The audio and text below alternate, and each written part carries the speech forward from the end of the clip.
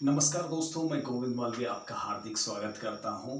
और कुछ जो नए साथी जुड़े हैं उनके लिए स्पेशली मैं बता दूं, हम भारत के इतिहास का क्रमबद्ध अध्ययन देख रहे हैं, जिसमें हम छोटे से लगाकर बड़े लेवल के कंपटीशन एग्ज़ाम की एक एक बारी की भारतीय इतिहास की चर्चा इस सीरीज के अंदर कर रहे हैं।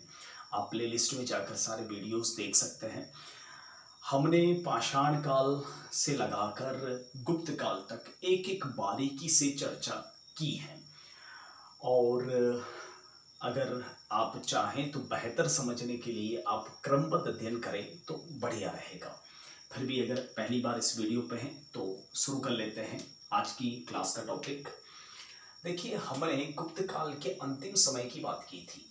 अब हमारा टॉपिक होगा वह होगा परवर्ती गुप्त। परवर्ती गुप्त यानी बाद वाले गुप्त सम्राट। ठीक है, देखिए, गुप्त साम्राज्य का एक बार फिर से मैं आपको प्रोफाइल बता दूं। गुप्त साम्राज्य में सबसे पहले शासक थे श्रीगुप्त। श्रीगुप्त के बाद घटोत्कच गुप्त, घटोत्कच के बाद में चंद्रगुप्त प्रथम, और चंद्रगुप्त प्रथम के बाद नेक्स्ट शासक बने थे वह थे समुद्रगुप्त। और समुद्रगुप्त और दत्त देवी के पुत्र थे रामगुप्त।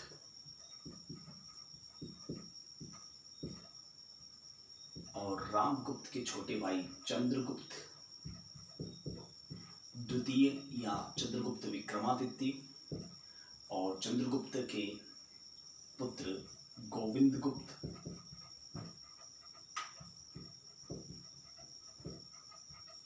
और गोविंदगुप्त के बाद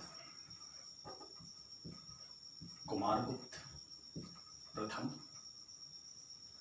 और कुमारगुप्त के पुत्र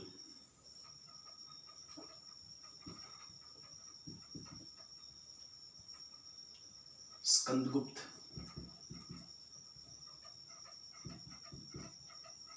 और स्कंदगुप्त के बाद उनके बड़े भाई पुरुगुप्त। और पुरुगुप्त के बाद कुमारगुप्त द्वितीय। और कुमारगुप्त के बाद बुद्धगुप्त। और बुद्धगुप्त के पश्चात नरसिंहगुप्त, भानुगुप्त, वैन्यगुप्त,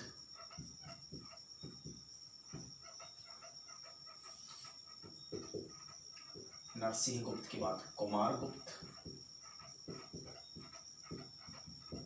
थर्ड। और उसके बाद विष्णुगुप्त।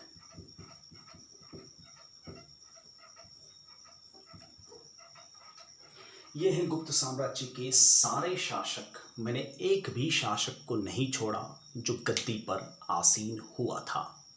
ठीक है, देखिए, हमने स्कंदगुप्त तक चर्चा की थी, जो गुप्त साम्राज्य के अंतिम शक्तिशाली सम्राट माने जाते हैं। सारी उपाधियों की चर्चा की थी। स्कंदगुप्त के बाद में गुप्त साम्राज्य, क्योंकि अंतिम शक्तिशाली सम्राट है, स्वाभाविक सी बात है इनके बाद में जो साम्राज्य है वह लगभग कमजोर होता गया। और गुप्त साम्राज्य का जो नुकसान है, ह्रास है, अवसान है, उसका मुख्य कारण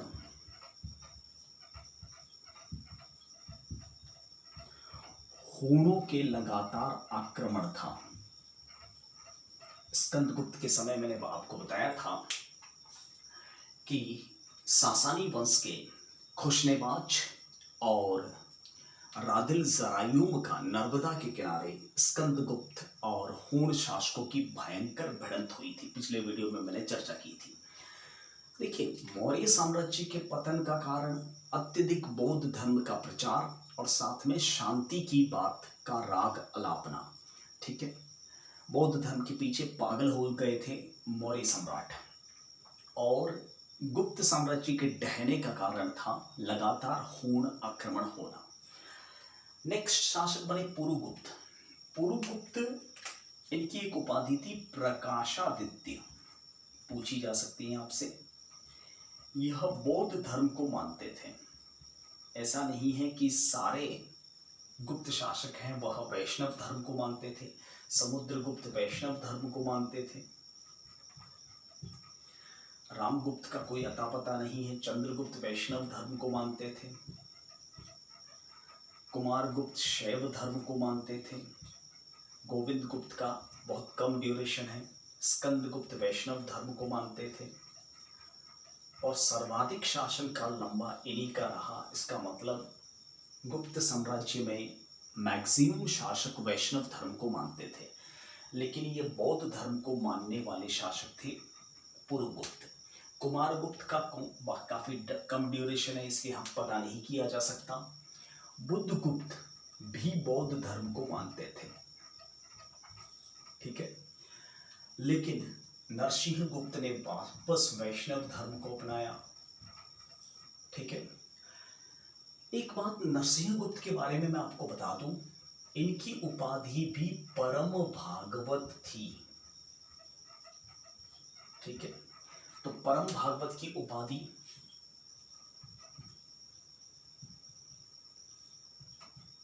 नंबर 1 समुद्रगुप्त की, नंबर 2 चंद्रगुप्त विक्रमादित्य की,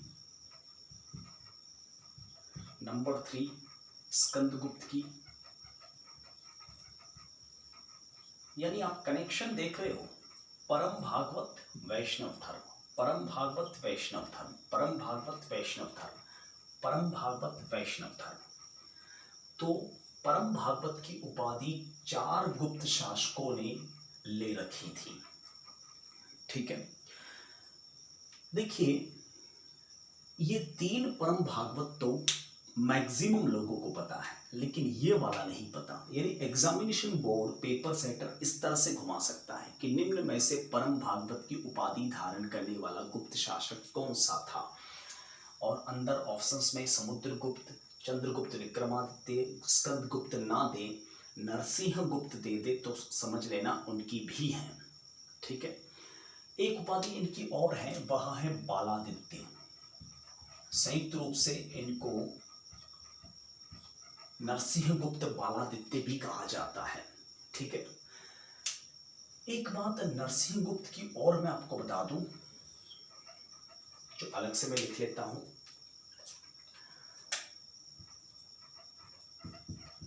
नरसिंहगुप्त के समय भारतीय इतिहास का सबसे भयंकर आक्रमण हूण आक्रमण हुआ था।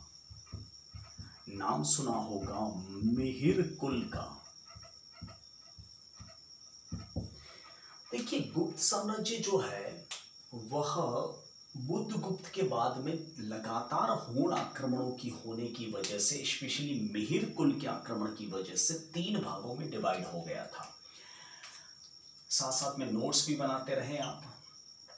मध्य क्षेत्र में राजधानी थी पाटलिपुत्र, शासक बने नरसिंहगुप्त बालादित्य। मालवा क्षेत्र में शासक बने, राजधानी थी उज्जैनी, भानुगुप्त। और बंगाल क्षेत्र में शासक बने, राजधानी थी उदयंतपुरी यानी हावड़ा, वन्यगुप्त शासक बने, ठीक है। तो नरसिंहगुप्त की 2 बातें याद रखें, एक तो परम भागवत उपाधि, बालादित्य उपाधि, और सबसे भयंकर हूण आक्रमण मिहिर कुल का हुआ था नरसिंहगुप्त बालादित्य के समय। ये बातें बहुत कम लोग बताते हैं और बहुत कम लोग जानते हैं, और ये बात एग्जामिनेशन बोर्ड अच्छी तरह से जानता है कि यहाँ तक तो सब पढ़ के आएंगे, ये वाला पोर्शन नहीं पढ़ेंगे। इसलिए जानबूझ के जो हमें नहीं आता है उसमें उलझाया जाता है, ठीक है। एक भानुगुप्त की भी महत्वपूर्ण बात कर लेते हैं। देखिए, भानुगुप्त का एक शिलालेख है जिसका नाम है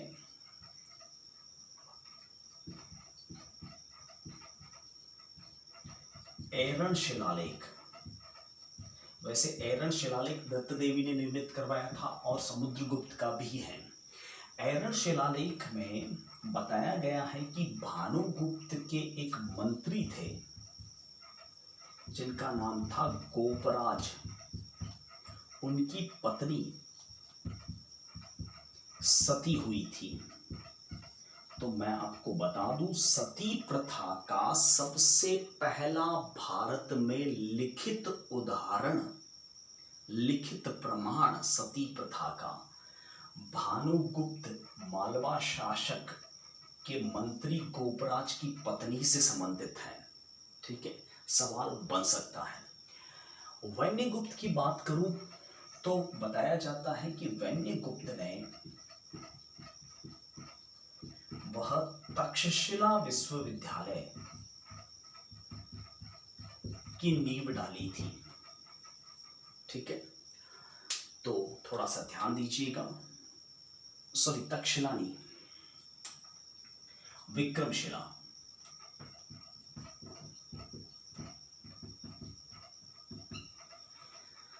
ठीक है, तो ये महत्वपूर्ण कंटेंट है गुप्त साम्राज्य से संबंधित। ठीक है, कुमारगुप्त के बारे में कुछ अता पता नहीं है, बहुत कम ड्यूरेशन रहा इनका। और ऐसा लिखा हुआ है कि अंतिम शासक थे विष्णुगुप्त, जो 1555 तक इनका अस्तित्व मिलता है और इसके बाद गुप्त साम्राज्य खत्म हो जाता है। तो ये थे गुप्त काल के परवर्ती यानी बाद वाले शासक और उनकी कुछ डिटेल। ठीक है, चलिए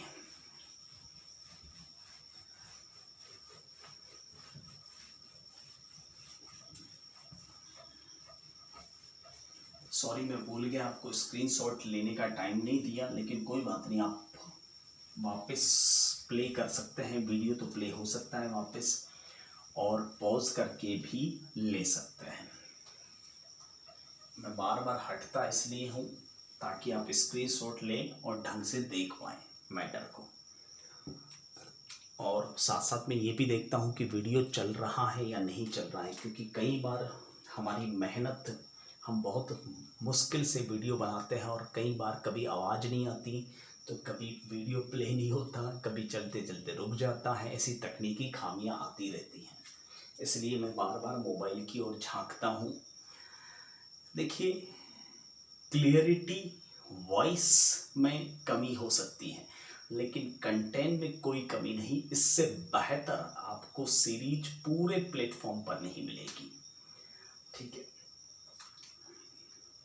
तो थोड़ा हमें भी सहयोग कीजिए, ज़्यादा से ज़्यादा लाइक करके, शेयर करके, ताकि हमारा हौसला बढ़े, और हमारा हौसला बढ़ेगा तो हम लगातार आपके लिए ऐसे कंटेंट लाते रहेंगे। नहीं तो बहुत सारे बीच आधे रास्ते में छोड़ देते हैं, और छोड़ते इसलिए हैं क्योंकि आप सहयोग नहीं करते। अब थोड़ा सा गुप्त प्रशासन के बारे में देख लेते हैं। वैसे गुप्त प्रशासन इतना लिखा हुआ नहीं है और महत्वपूर्ण भी नहीं है। ठीक है, लेकिन फिर भी थोड़ा सा हम इस पर गौर कर लेते हैं। देखिए, गुप्त प्रशासन में सबसे बड़ी इकाई होती थी साम्राज्य, और साम्राज्य के हेड को सम्राट भी कह सकते हैं आप, और उपाधि के तौर पर परम भागवत भी शायद कहते होंगे, क्योंकि मैक्सिमम शासकों की उपाधियां परम भागवत मिलती हैं। ठीक है, साम्राज्य के बाद में होता था भुक्ति। देखिए, भुक्ति एक तरह का प्रांत होता था, प्रोविंस होता था। ठीक है, राज्य होता था, जैसे वर्तमान में राजस्थान, मध्य प्रदेश, गुजरात जैसे राज्य, और उसका हेड कहलाता था ऊपरीक। ठीक है, मौर्य काल में कुमारामात्य कहलाता था। उससे छोटी इकाई जो होती थी, वह नाम नहीं मिलता कि परगने को क्या कहा जाता था, लेकिन ग्राम को ग्राम ही कहा जाता था, और ग्राम का हेड होता था ग्रामणी। देखिए, मौर्य काल में ग्राम के मुखिया को ग्रामिक कहा जाता था, क्योंकि अर्थशास्त्र में तो पूरा प्रशासन ही लिखा हुआ है, इसलिए हमें एविडेंस मिल जाते हैं। लेकिन गुप्त प्रशासन में ये सारी चीज़ें उल्लेखित नहीं हैं, इसलिए एग्जामिनेशन बोर्ड भी इतना नहीं पूछता है, हमारे पास में प्रमाण नहीं है। इसलिए हम ज़्यादा चर्चा नहीं कर सकते। और आपको भी पता है कि प्रमाण क्यों नहीं है, मैं बार बार मुंह से बोलूँ तो अच्छा नहीं लगता। प्रमाण है नहीं, या वास्तव में दबा के बैठे हुए हैं, या फिर जानबूझ के प्रमाण मिटा दिए हैं, वो तो वही जाने। देखिए, गुप्त काल में मंत्री जो होते थे उन्हें कहा जाता था गोप। ठीक है, देखिए गोप्ता शब्द का भी इस्तेमाल होता है। गोप्ता, कहीं कहीं पे नगरस्य गोप्ता शब्द का इस्तेमाल होता है। नगरस्य गोप्ता मतलब नगर का प्रमुख। तो कुछ एक मंत्रियों के नाम मिलते हैं गुप्त प्रशासन में, जैसे विनय, स्थिर, स्थापक, महासांधी, विग्रहिक, महाभटाश्वपति,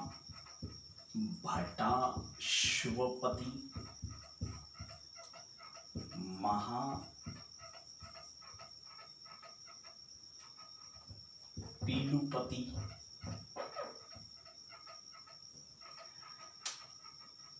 खागट, पाकिक,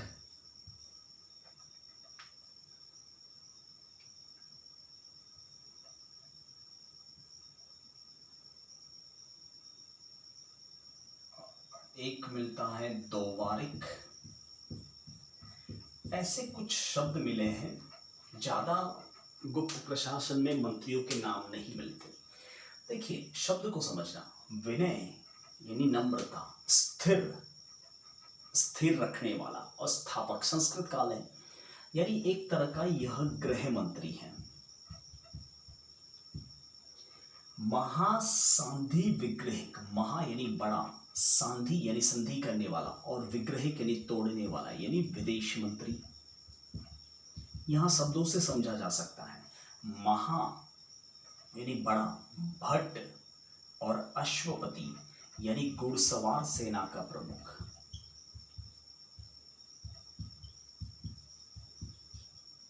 महापीलुपति, पीलू हाथी को कहते हैं, यानी हाथी सेना का प्रमुख।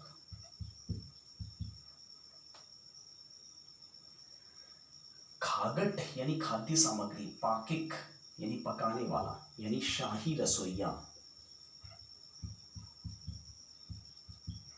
दोवारिक, दोवारिक कहा जाता था नगर प्रमुख को। ठीक है, तो कुछ ये पद है, मुझे नहीं लगता कि यहां से कोई सवाल बनेगा, फिर भी थोड़ा सा अलर्ट रह सकते हैं आप। ठीक है, तो ये था गुप्त साम्राज्य और उसकी मोटी मोटी बातें। अगले वीडियो में हम चर्चा करेंगे गुप्त साम्राज्य के बाद गुप्तोत्तर काल की। ठीक है, और गुप्तोत्तर काल यानी गुप्त साम्राज्य के बाद हिंदुस्तान का समय कैसा था, हिंदुस्तान किस रूप में था, हिंदुस्तान का किस तरह से पासा पलटा, और गुप्तोत्तर काल के बाद हम नेक्स्ट जो टॉपिक लेंगे वह होगा मध्यकालीन भारत का इतिहास, यानी वहां से मुस्लिम आक्रामकताओं, अरब आक्रमणकारियों का सिलसिला हिंदुस्तान पे बढ़ जाएगा।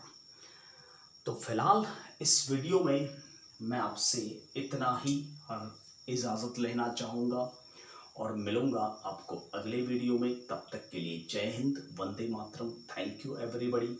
शेयर कीजिएगा, लाइक कीजिएगा, और ज़रूर बताइएगा कि ये सीरीज वास्तव में आपको अच्छी लग रही है या नहीं, और नहीं लग रही है तो कोई दिक्कत नहीं, और लग रही है तो प्लीज़ थोड़ा फेवर कीजिए, ज़्यादा से ज़्यादा शेयर कीजिए, सिर्फ अपना फ़ायदा मत देखिए।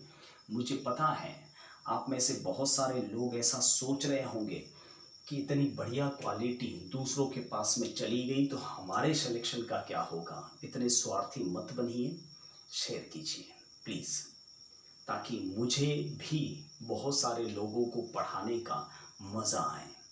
ठीक है, हर कोई चाहता है कि उसके प्रशंसक ज़्यादा हों, मैं भी चाहता हूँ, हर कोई चाहता है, भले कहता नहीं, मैं कहता हूँ। ठीक है, थैंक यू, बाय, जय हिंद।